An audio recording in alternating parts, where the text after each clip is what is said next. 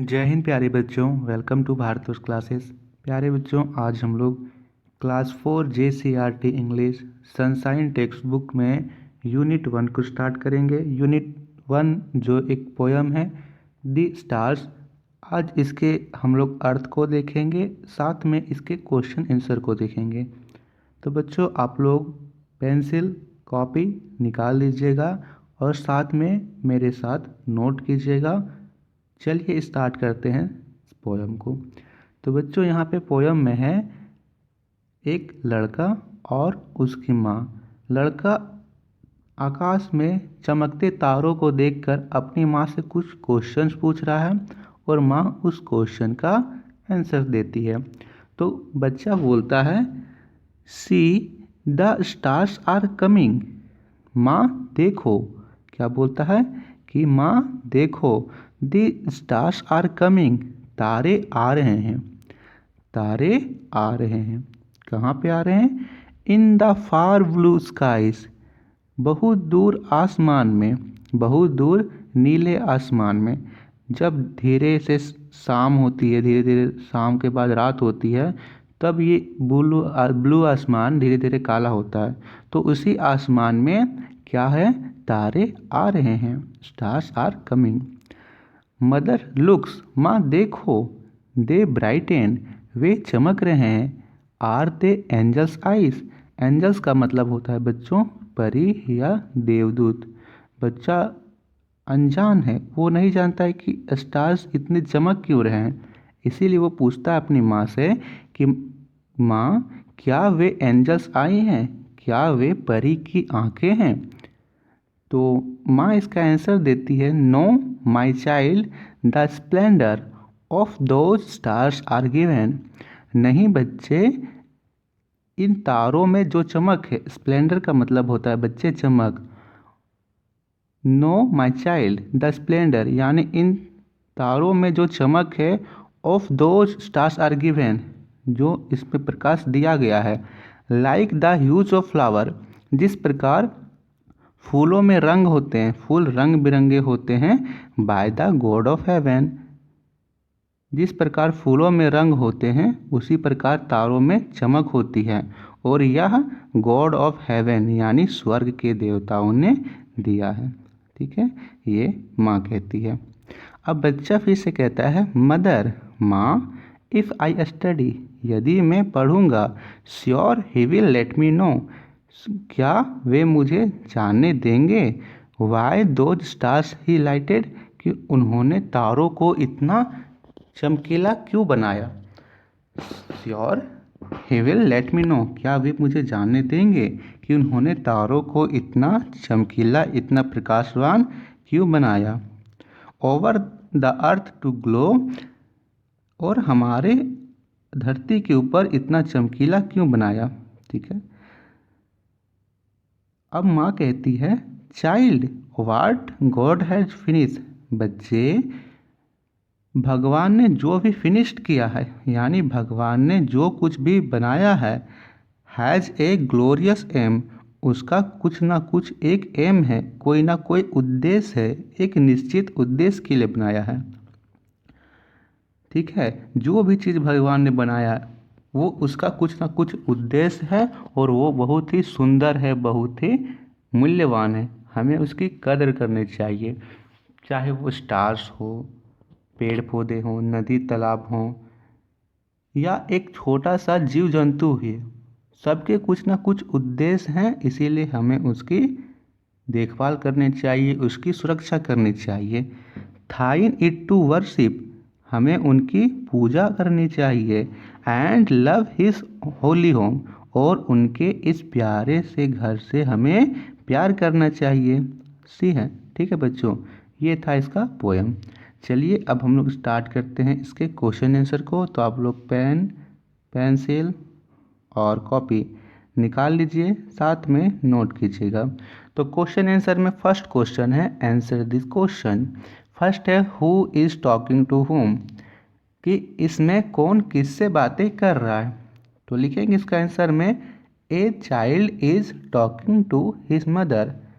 यहाँ पे एक बच्चा अपनी माँ से बातें कर रहा है। ठीक है, यहाँ पे आपको लिखना है a child is talking to his mother. Second question है what are they talking about, वे किसके बारे में बात कर रहे हैं।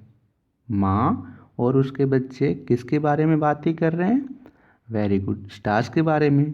तो वही हम लोग इसका आंसर में लिखेंगे they are talking about the stars, वे तारों के बारे में बातें कर रहे हैं। थर्ड क्वेश्चन है what are looking like angels eyes, कौन एंजल्स आइज की जैसा दिखता है।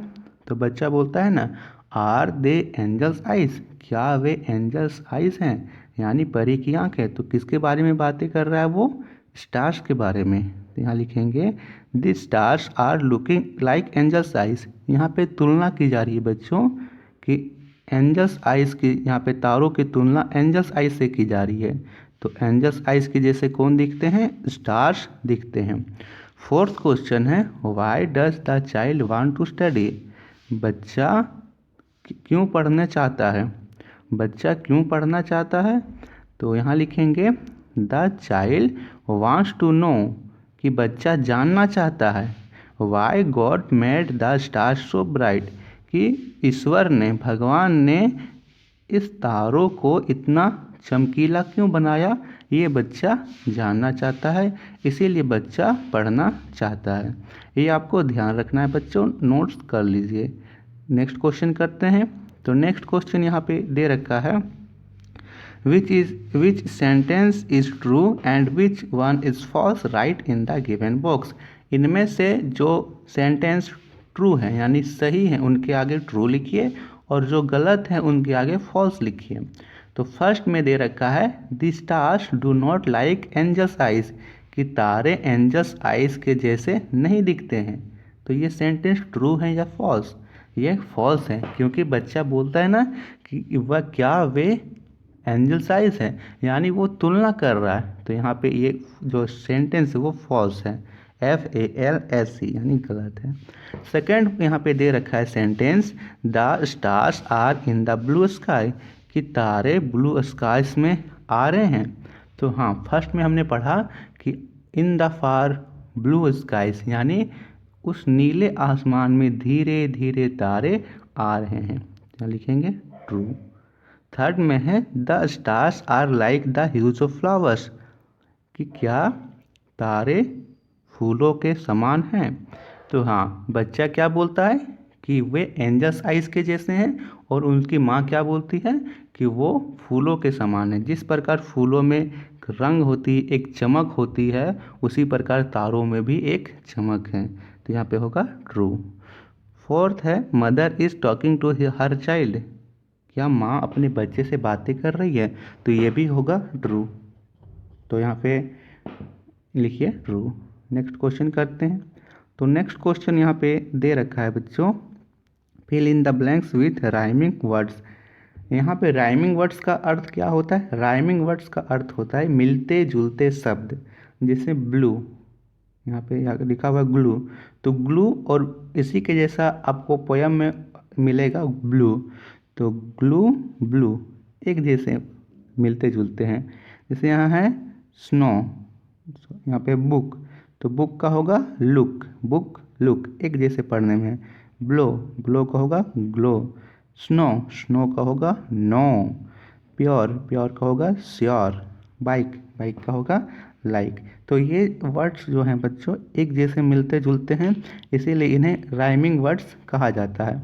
आपने क्लास 3 में भी इन वर्ड्स को देखा होगा, ठीक है, क्लास 2 में भी देखा होगा। तो राइमिंग वर्ड्स आप लोगों को अच्छी तरह से आते होंगे, आप लोग इसे नोट कर लीजिए। नेक्स्ट क्वेश्चन करते हैं। नेक्स्ट क्वेश्चन यहाँ पे दे रखा है बच्चों find the opposite word from the poem. Opposite word क्या होता है, अपोजिट मतलब होता है उल्टा शब्द। जैसे नियर, नियर का मतलब होता है सामने, तो सामने का उल्टा क्या होगा, दूर। दूर को अंग्रेजी में बोलते हैं फार, FAR फार। फार ब्लू स्काइस यानी दूर आसमान में। तो नियर मतलब सामने और फार मतलब दूर। इसी प्रकार होता है गोइंग, गोइंग मतलब जाना, और कमिंग, कमिंग मतलब आना। दीज मतलब ये, सामने के लिए, और दूर के लिए वो, दोज। हेट, हेट मतलब नफ़रत करना, और इसका उल्टा होगा लव, लव यानी प्यार करना। डिसलाइक, डिसलाइक यानी नापसंद करना, पसंद ना करना, इसका उल्टा होगा लाइक यानी पसंद करना। स्टार्टेड, स्टार्टेड यानी शुरुआत करना। फिनिश्ड, फिनिश्ड यानी ख़त्म करना या समाप्त करना। तो ये थे इसके अपोजिट वर्ड्स। नेक्स्ट करते हैं। नेक्स्ट करने से पहले आप सभी को मैं कुछ इसमें अपोजिट वर्ड होमवर्क दे देता हूँ। आपको इसका आंसर कमेंट में करना है। बच्चे आपको बताना है यहाँ पे कमेंट्स में कि ब्लैक, BLAC के ब्लैक का अपोजिट क्या होगा, DAY डे का अपोजिट क्या होगा। ये आपको होमवर्क कमेंट में करना है। देखते हैं कितने बच्चे मन लगा के पढ़ाई कर रहे हैं और इसका आंसर सही सही देंगे। ब्लैक का अपोजिट क्या होगा और डे का अपोजिट क्या होगा, आपको कमेंट में बताना है बच्चे। तो ये थे question answer chapter unit 1 the stars के। नेक्स्ट वीडियो में हम सभी करेंगे इसी का दो यूनिट 1 का ही एक चैप्टर है the stars and the moon, उसे हम लोग करेंगे, उसके क्वेश्चन आंसर को भी देखेंगे। तो थैंक यू आप सभी को। भारतवर्ष क्लासेस पर नए हो तो सब्सक्राइब जरूर करना, वीडियो को लाइक और शेयर जरूर करना।